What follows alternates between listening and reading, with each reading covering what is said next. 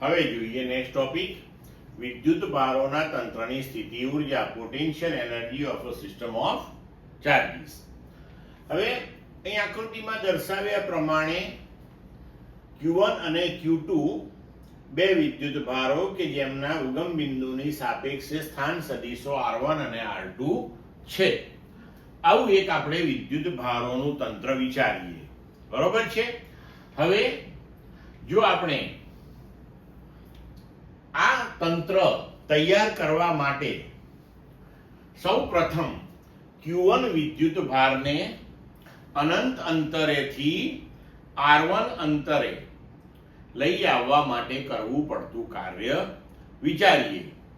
તો અહીંયા આગળ જ્યારે આ વિદ્યુત ભારને આપણે લાવવો છે ત્યારે કોઈ વિદ્યુત ક્ષેત્રની હાજરી નથી, વિદ્યુત ક્ષેત્ર શૂન્ય છે.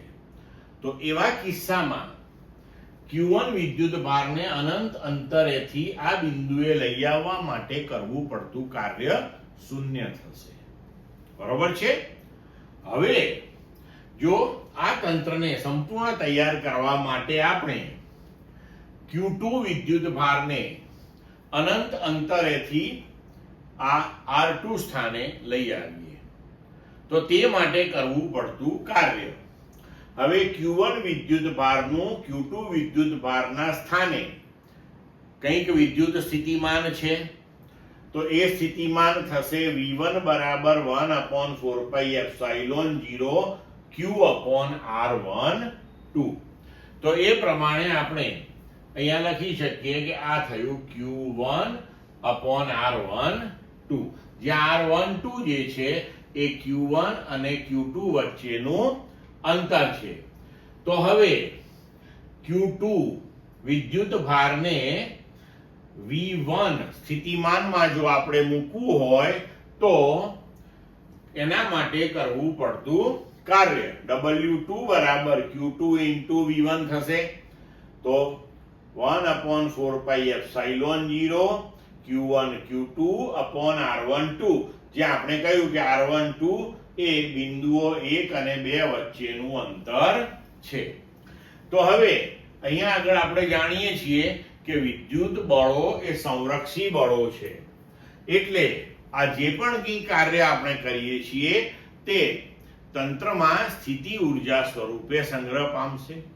તો હવે અહીંયા આ બે વિદ્યુત ભારોથી બનેલું જે તંત્ર છે એ તંત્ર તૈયાર કરવા માટે આપણે જે કાર્ય કરવું પડ્યું એ કુલ કાર્ય કેટલું?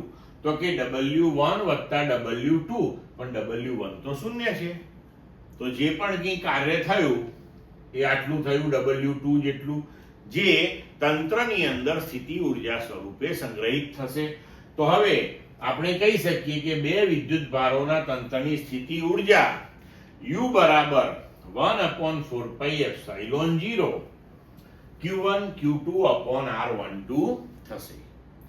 હવે જો આવી રીતે આપણે ત્રણ વિદ્યુત ભારોથી બનેલા તંત્રની સ્થિતિ ઉર્જા ગણવી હોય તો હવે શું કરવું પડે? ધારો કે આપણે હવે કોઈ ત્રીજો વિદ્યુત ભાર જે છે જેને R3 સ્થાન સદિશ વાળા બિંદુએ અનંત અંતરેથી લઈ આવીએ છીએ તો તેના માટે કરવું પડતું કુલ કાર્ય હવે ગણીએ આપણે.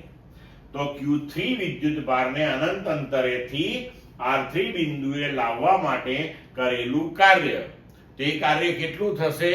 તો કે Q3 ગુણ્યા R3 સ્થાન સદિશ ધરાવતા બિંદુએ રહેલું કુલ વિદ્યુત સ્થિતિમાન.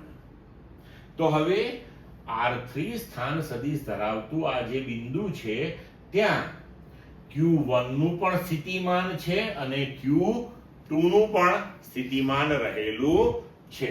બરોબર. તો હવે W3 બરાબર આપણે લખી શકીએ કે Q3 V1 નું મૂલ્ય એટલે કે પહેલા વિદ્યુત ભારનું સ્થિતિમાન ક્યાં? તો કે R3 સ્થાન સદિશ ધરાવતા બિંદુએ વત્તા Q3 into V2 એટલે કે બીજા વિદ્યુત ભારનું વિદ્યુત સ્થિતિમાન ક્યાં? તો R3 સ્થાન સદિશ ધરાવતા બિંદુએ. હવે V1 at R3 અને V2 at R3 કેટલું થશે તો 1/4πε0 તો દરેકમાં આવશે એટલે એને આપણે કોમન લખી નાખ્યું. હવે Q1 Q3 upon 1 અને 3 વચ્ચેનું અંતર R13. તેવી જ રીતે Q2 અને Q3 વચ્ચેનું અંતર R23 છે તો બીજું પદ આપણું થશે Q2 Q3 upon R23. હવે બે વિદ્યુત ભારોનું બનેલું જે તંત્ર હતું એ તંત્ર તૈયાર કરવામાં આપણને કુલ કાર્ય આટલું મળ્યું.